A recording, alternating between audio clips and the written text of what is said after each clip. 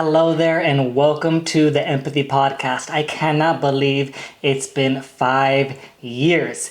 In this episode, this is going to be the first episode of the podcast. And over the years, it's gone through a couple rebranding. You'll hear in this episode under a different name, and that's okay. It's still the same person, Empathy Podcast with Kevin Luna, and I've been the host ever since the beginning, and the theme has been the same. We share transformational stories, powerful stories of people that are changing the world and fighting to make the world a better place and treating the world with empathy. And in this episode, it's the introduction, talks a little bit about what the podcast is. It has me just by myself. I think it's one of the few podcasts where it's just me speaking. I mostly talk to inspirational people from around the world. So stay tuned and can't wait to hear what your thoughts are on this one.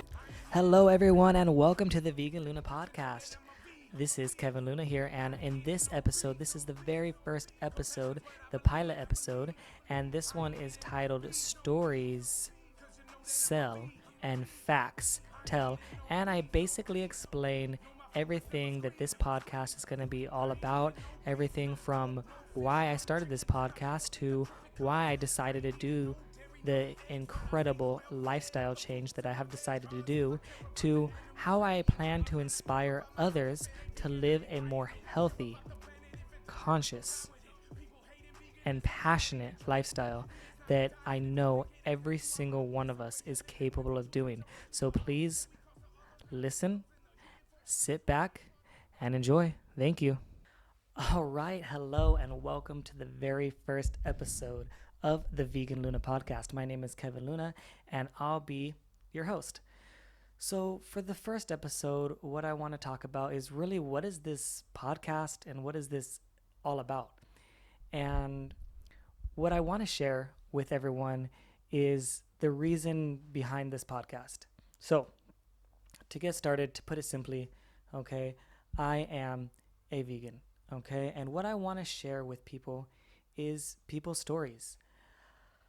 I have always heard from the beginning of time that I've always heard is that stories sell and facts tell.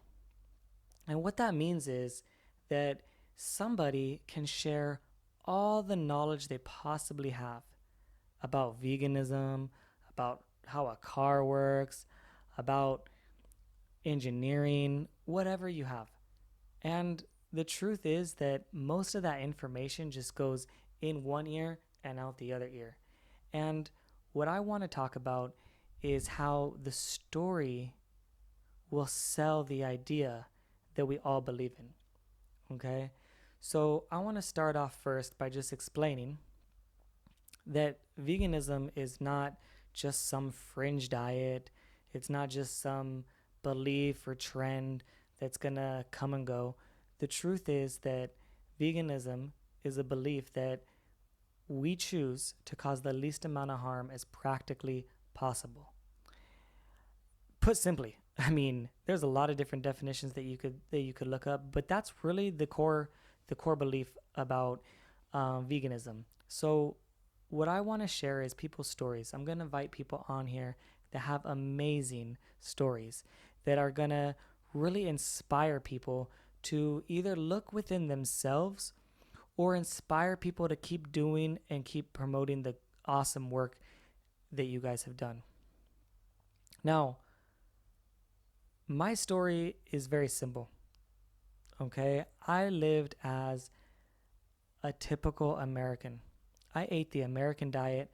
I didn't even think that what the way I was eating was at all contributing to negative health, the environment, the ethics of animals. I just ate what I was taught. Now, from a young age, most of us believe what our parents tell us, what the media tells us, what you see your friends doing, a lot of the social pressures. We don't really think too much about food.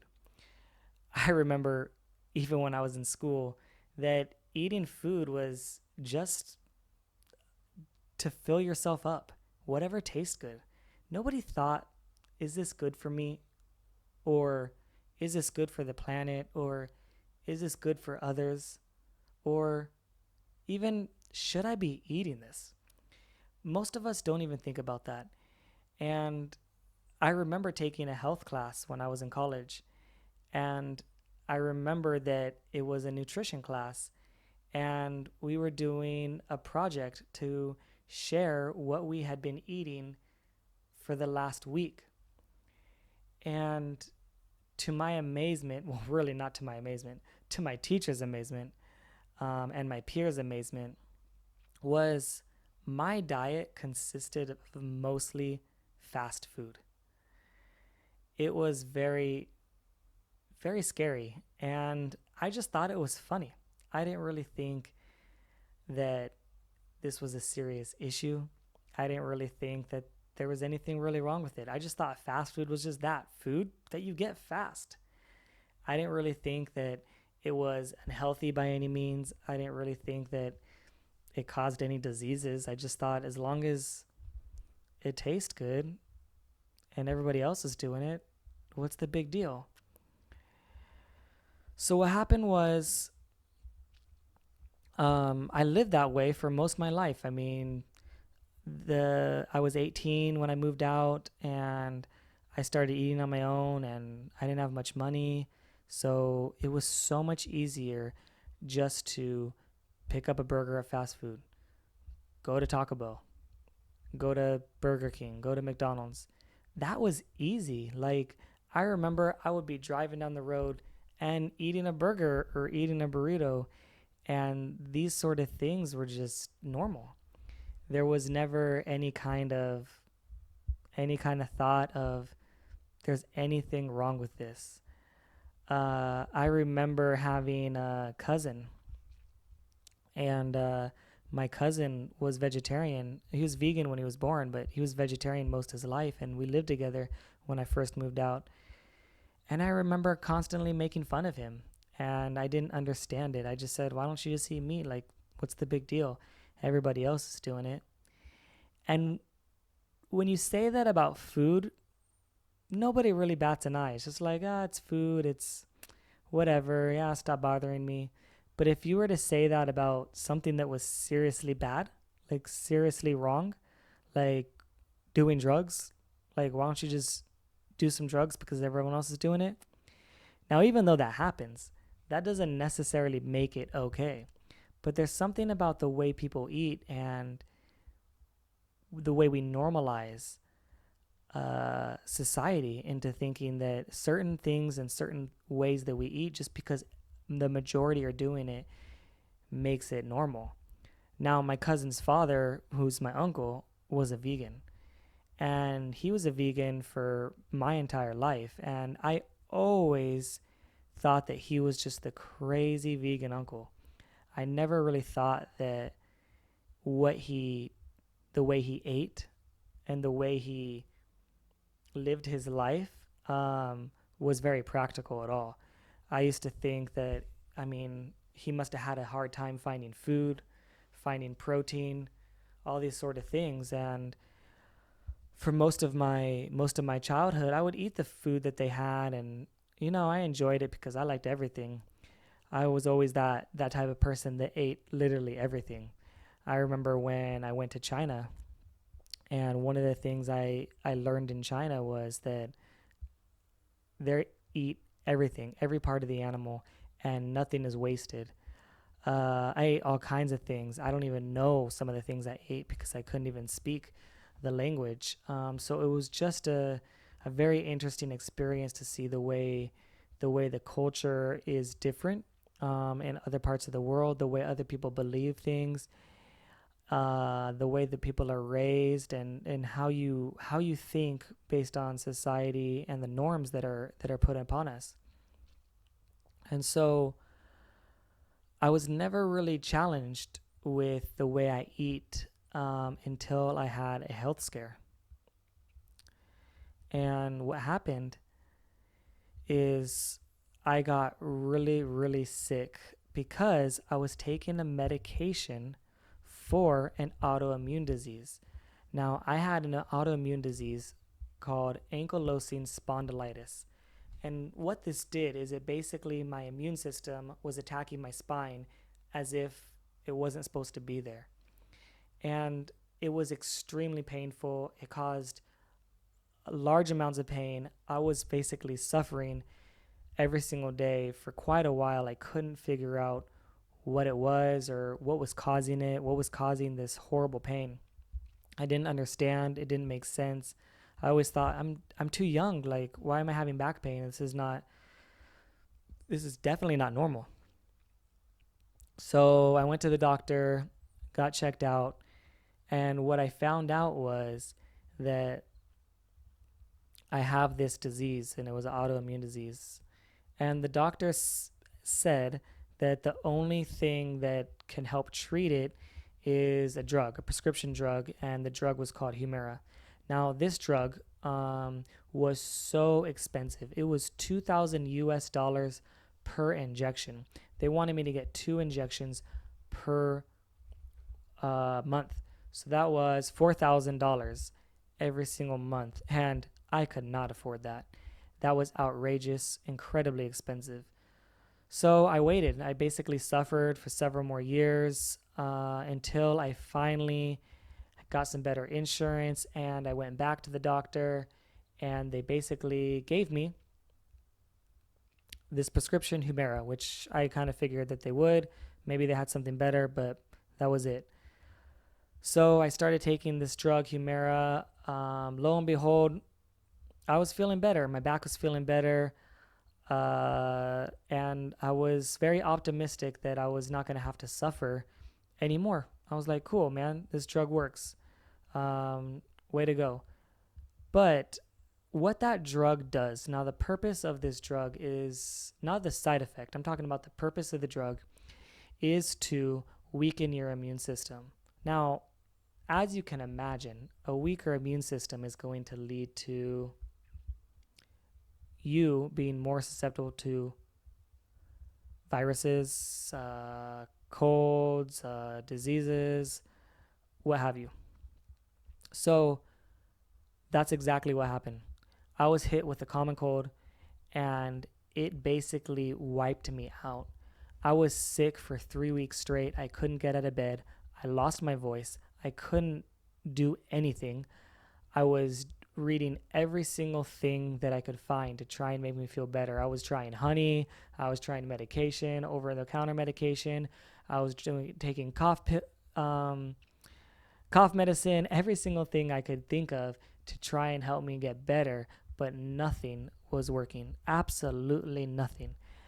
The first thing I did was stop that drug. I was like, F this. I'm going to be in pain. I don't even care. I just don't want to be sick anymore. I was the type of person that never got sick.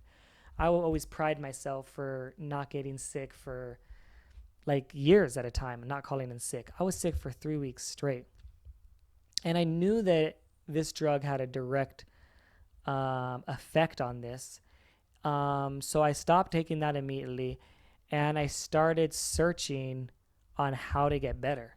I was really in a very almost desperate search to get better. I didn't go to the hospital. I didn't believe in doctors. I only went if it was an emergency. There's something about doctors and the fact that they want you to pay, and that the medication is all that they offer. And there was just something about doctors that I just never got a good vibe with. Maybe it was from my dad, because my dad was always anti-doctors. So I just didn't want to go to the doctor. So I was searching on my own to find something. So someone recommended me to watch a documentary called What the Health. And in this documentary, if you haven't seen it, I highly recommend it. In the documentary, the What the Health, it describes how the animal agriculture industry is very connected with the pharmaceutical industries within money. They're tied together. They support each other and they feed off each other. And it shared a lot of things that I never even thought about, as far as certain diseases like heart disease and cancer and diabetes, and how there were direct links to eating animal products and getting some of these diseases that are really plaguing the Western world right now. it is astronomical how many people are dying from these diseases that are really preventable and reversible in a lot of cases. So I watched this and it really opened my eyes to things I never thought about. Like I said, I never thought about food and diseases and food and sickness. But since I was sick, it really opened my mind to how to get better. And in searching on how to get better, I was very thankful to find this documentary because this was kind of like the entry point into learning about veganism and to learning about more. From there, I learned more about the animal exploitation, the way the animals are killed in slaughterhouses. I learned about the environmental impacts from the rainforest destruction to water pollution to freshwater usage to the amount of land that's used to raise and feed animals to the amount of pollution that is caused.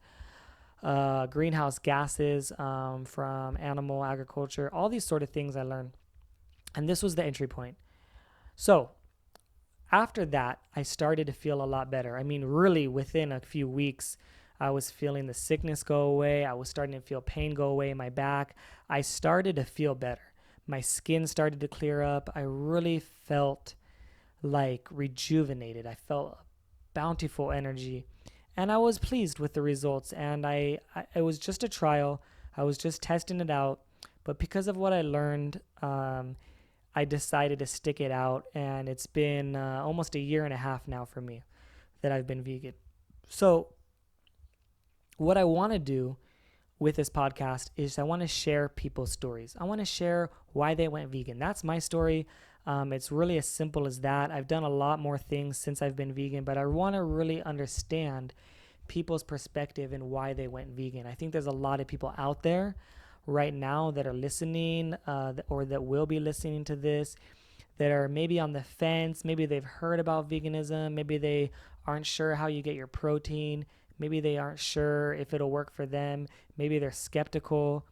What I challenge everyone to do is do some research, try it out. You don't know anything until you try it. There's millions and millions of people that have gone vegan, that have enjoyed their experiences on this lifestyle. And just do some research and try it. You know, you can't know anything until you try it. But the second thing, so that's the first thing, is why people went vegan. I really want to understand that. Now, the second thing that I really want to talk about, which I think is becoming more and more of an issue and more of a challenge as there becomes more and more vegans and the movement starts growing bigger and bigger. And that centers around advocacy, being active. And what does that really mean? What does it mean to be active? What does vegan advocacy mean? And how can you start, really, is what I want to educate people in. I want to share people's stories of why they went vegan and what are they doing for the animals and what's their method of advocacy. Now, I'm a firm believer. I'm in the camp that I believe that advocacy is many different things. Being active is so many different things. I don't believe that an activist is just someone that's going out and doing street protest, holding up signs, screaming meat is murder. Now, sure, yeah, that is one form of activism. But opening a vegan restaurant and selling a lot of delicious, amazing tasting food is also a type of advocacy. Writing a book about veganism, whether it's a health book, whether it's an environmental book, whether it's efficacy, animal efficacy book, that's also being active. Creating a podcast like this is being active. Creating a YouTube channel, speaking to other people through social media, sharing different content, sharing videos, sharing stories. Those are all different ways to be active. And I'm a huge believer that being active is the only way that we're going to get to our common goal. I believe that everyone that's a vegan, if you're vegan for the animals, you all share one common goal. And I believe that common goal is helping to end animal use, animal exploitation, animal farming, basically the needless killing of animals. I believe that we all agree on that point. Now, how do we get there is gonna take us all in different kinds of directions. Now, you might not have a very good speaking voice. You don't do a podcast. That's okay. You might be an amazing chef where you create recipes and share recipes. You make recipe book. That's beautiful. You might be the type of person that just loves animals and has a huge farm, and you open a sanctuary where you bring animals in and you take care of them and you get rescue animals. That is awesome as well, and that is hugely impactful. You might not be in those situations. You might be in a huge city like parts of the UK where they have animal rights marches and they have Anonymous for the Voiceless and they have direct action everywhere, and you have all these different avenues to get your voice heard and to speak up for animals and share what you know. Now, these are all awesome avenues. So, this thing that I want to share with people is that there's so many different ways. There isn't one way to advocate for animals. There isn't one way to speak up for them. There isn't one way that works. There isn't one way that doesn't work. Every single thing you do works. I can't tell you how many times someone says, oh, just buying vegan products doesn't do anything. Now, maybe creating a podcast, creating a recipe book, creating a book, or creating a huge feature-length documentary like What the Health or Earthlings or any of those is much more impactful, sure. But I'm not going to go tell someone don't buy vegan food or don't go buy any cruelty-free food. You should be making a movie when they don't even know how the heck to make a movie. That's very unfair and that's very discouraging. What we need from this movement is a lot more encouragement. We need a lot more people that are sharing the positivity in what they're doing, sharing the positivity in what others are doing, and we need a lot more love. We need a lot more caring for each other. Someone that took that leap of faith, that decided to give up all animal products is an amazing thing. It's a huge blessing. And it needs to be celebrated. It needs to be cherished. And that doesn't mean it's the only thing that person can do. There's more they can do. I love that vegan couple that talks about going vegan is not the most we can do, it's the least we can do. And I truly believe that. But that doesn't mean that someone going vegan, someone making a step towards cruelty-free shouldn't be celebrated. I hate the term baby steps. I think that's a very horrible term, but I would much rather someone go vegetarian versus eating meat. You got to put things in perspective, okay? Now, the end goal is veganism, but how are we helping them get there? By tearing them down? By mocking them? By making them feel bad? Or by celebrating what they're doing and offering assistance to get them to the next step? I think that's much more impactful, much more beneficial, and it's much more productive. So what I want to share with people is that there are so many ways that you could advocate for animals, and there's so many things that you can do that is positive, that is encouraging, and we need a lot more of that going around. So if there's someone that's vegan that you think is not doing enough, first thank them. Thank them for what they have done, because that leap is really scary. I remember when I first went vegan and I did it by myself, it was scary. I had a lot of questions. I had a lot of things that I didn't know what was going to happen. I didn't know if I was going to get sick. I didn't know if I was going to feel okay. I didn't know where I was going to get all these important nutrients, which is funny because I didn't really care when I was eating the standard American diet. I didn't really care about protein then or any of these other things. But it's all these myths that are linked to veganism that I was really worried about. And that's the same feelings that other people have gone through when they decide to go vegan. So keep that in mind. Keep things in perspective and know that they are helping animals. When they decide not to go vegan and they decide to cut that out of their life, out of their diet, that is saving, on average, 300 animals per year by just that person deciding to go vegan. plus all the environmental cost and everything else associated with it. But if we're just talking about animals, it's about 300 per year. So remember that. Remember that when you are talking to someone that is vegan. So we need to come together. We need to work together. I want to start to dispel some of the myths that are out there. We're going to talk a lot about certain myths that are out there that people believe that are still there, some stereotypes, how to downplay or mitigate or eliminate some of these stereotypes. Now, every kind of group that you can think of has different stereotypes, and they're not going to necessarily go away. But what we can do is we can do the best to prove the opposite, especially for those negative stereotypes. The stereotypes like vegans are aggressive, or vegans are militant, or they're extremist. Those sort of things, or those sort of stereotypes, are very damaging, and they could really hurt a lot of people involved. So I want to do my best to help dispel a lot of those stereotypes and mitigate those as much as possible, as well as sharing the stories of how people are helping animals. I want to share so many different types of ways that people could help animals so that we together can truly tackle this head on and really make the kind of impact that I know we're all capable of. Everyone is against animal abuse. Everyone, whether you're vegan or non-vegan. The reality is there is so much animal abuse and so much animal suffering that happens on a daily basis that when you really look at the numbers and you really try to analyze this, it is absolutely appalling. And a knife across an animal's throat is abuse.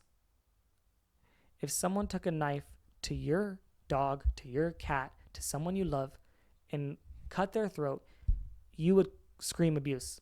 You would know that that's abuse. Now, when it happens to a chicken, a pig, a fish, a cow, it's not called abuse, but it truly is abuse. So we're all against that. So what I'm challenging us all to do is come together, share, listen to some beautiful stories, listen to some amazing ways and amazing things that you could do to impact every single day, from simple ways that you could post on Instagram, simple ways that maybe you can create your own podcast, simple ways to just sharing YouTube videos. There's a lot of things that you could do that you might not be aware of. And so my goal is to share awesome stories and share amazing ways that we can help animals together. And that's what the Vegan Luna podcast is all about. Thank you for joining in. I'll see you guys next time.